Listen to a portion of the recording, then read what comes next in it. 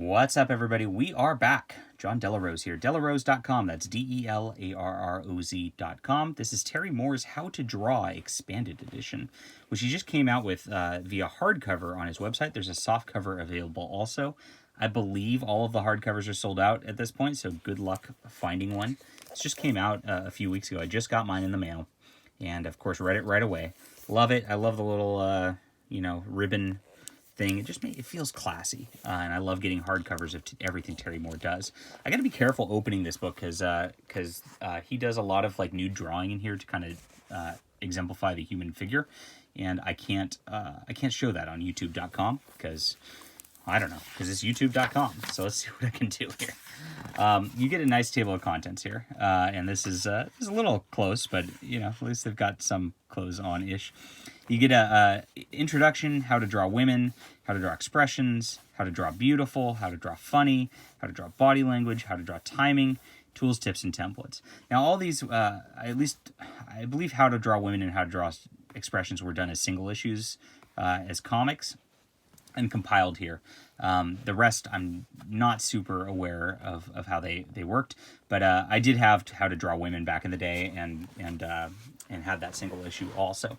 It's really nice. I've never really been one to draw, and I'm a novice, and I'm not intending on really learning how to draw, but you get a lot of good information in this book all the way around. That's very practical.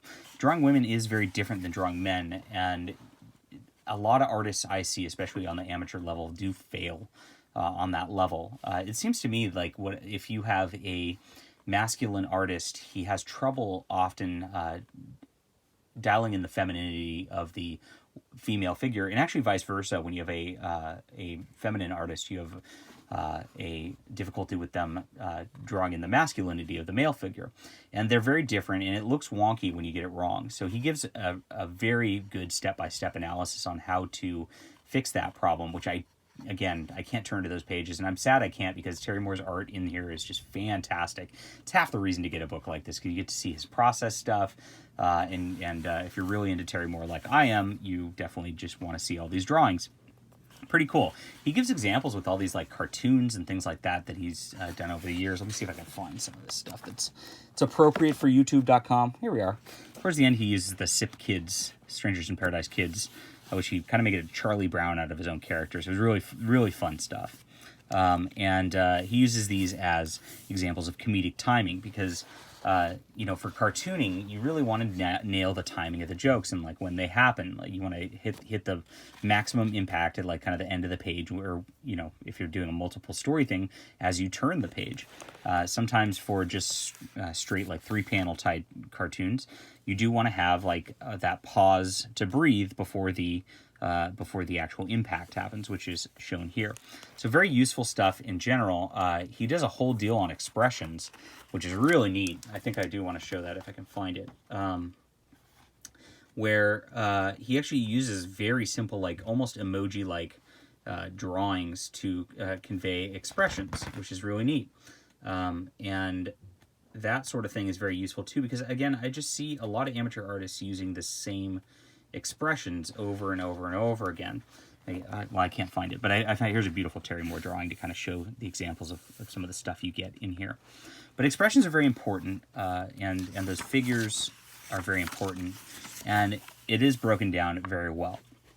So I would definitely, just for even these first like few chapters, very important. At the end of it, if you're really, really a novice and you're like, hey, I don't even know what pens to buy or what software to use or whatever, he gives that at the end here, but that's not the focus of the book for the most part. He's definitely trying to communicate that art is a expressive medium, and it's all about how you convey that expression, how you get that expression out there and that emotion out there. If you see, like, especially like even in this drawing right here, this is a depiction of Terry Moore drawing them like they're actual life models here, which is Francine and Cachu from his main book.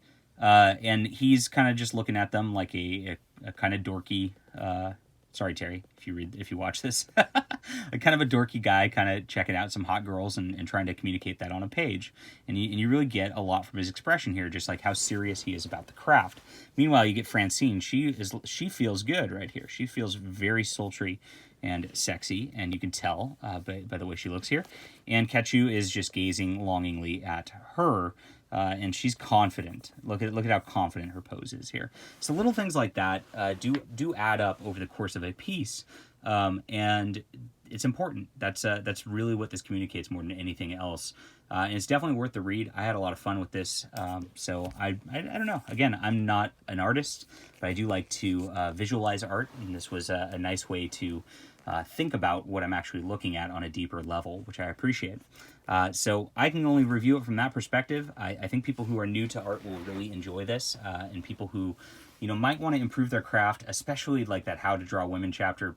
Please read this, amateur artists. Please.